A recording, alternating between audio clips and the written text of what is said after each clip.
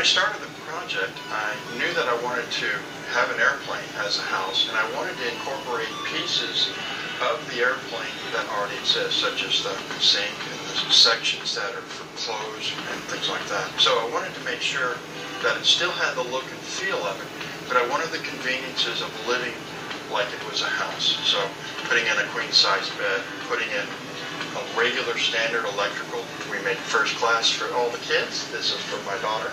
She's 15. She loves it. She comes over and enjoys the view, the solitude, relaxation, and of course she does get the Snapchat on the phones. All of the panels, I kept them and they all open. There's 26 windows on each side, so it's a fun thing in the morning. Go open up 26 windows. Hey, welcome to Project Freedom. Come on in, I'll show you how to live in a plain house today. We have the formal dining room, and I say that loosely, and behind us there is the formal living room, family room, and then of course the office in the back. My son, he comes over occasionally. He is a lot older now, and so the internet here is not quite as fast, so he only comes every now and then. We put a full-size master bath shower, hot and cold water, full-size toilet, and all the amenities. Some towels, no problem. They're right here in the overhead bins, towels and bedding, just like you have in regular airplanes. Come on in. This is the master suite of first class in the airplane. We have a queen-size bed with overhead bins, full-size TV, and of course you have your lighting. As I went through this, I knew that I had to take the ceiling out because the ceiling was too low. You get a claustrophobic feeling. So when I removed the ceiling and I removed the insulation that they had, put in the foam, it looked better. When I was a kid, about 13 or so, there was a show called The Magician with Bill Bixby who came on TV, and he would come in and he would use his magical skills to solve difficult crimes for the police. Then he'd drive his Corvette into the back of his Boeing and he'd fly off to the next city and do it all over again. And I said, someday I'm going to do that. I'm going to do that. And that day came and I started the project. But this airplane here, this one here has the cockpit, and I love it. And it's my entertainment airplane. And this one will have, behind it, will have a full theater. Behind that, an arts and crafts and a music room. So when I retire, I'll have things to do, and of course, that'll be the fun things to do. I have a new saying, and that is that you arrive as guests, and you depart as friends.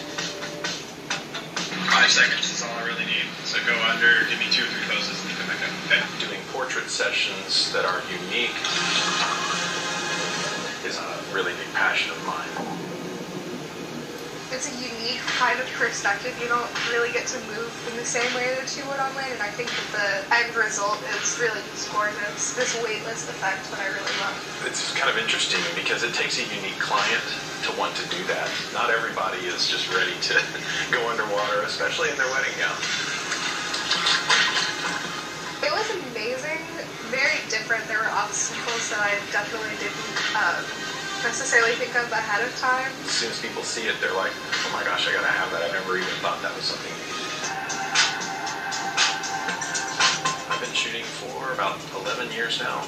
Professionally, I've always kind of had a camera. My father always had cameras laying around, so I always played with them as a kid. We offer everything from family to weddings. And then, of course, unique shoots like underwater and other things like that. The underwater stuff, that sort of just culminated from wanting to do like a bridal gown underwater. How do you do that? And then it just grew, and so then I started shooting high school swimmers and polo team guys, and just doing a whole school and doing all kinds of different underwater stuff. So Always check the equipment before, make sure it's nice and tight. we decided when we built this studio that we would have our own underwater space in the back. You know, you think underwater, oh, so you go out on this reef somewhere in the ocean. Yeah, well, there's underwater currents and things that could potentially drown your client or something crazy. Do whatever feels natural, and then, or whatever you need to stay alive. Okay, got it.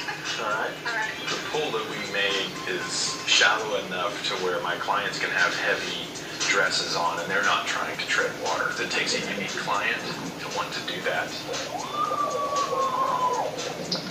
Doing things like this and being able to see that through somebody else's eyes is, I think, a really unique experience in itself. And then definitely being able to do that underwater is very freeing and fun. 1 in 5 of our neighbors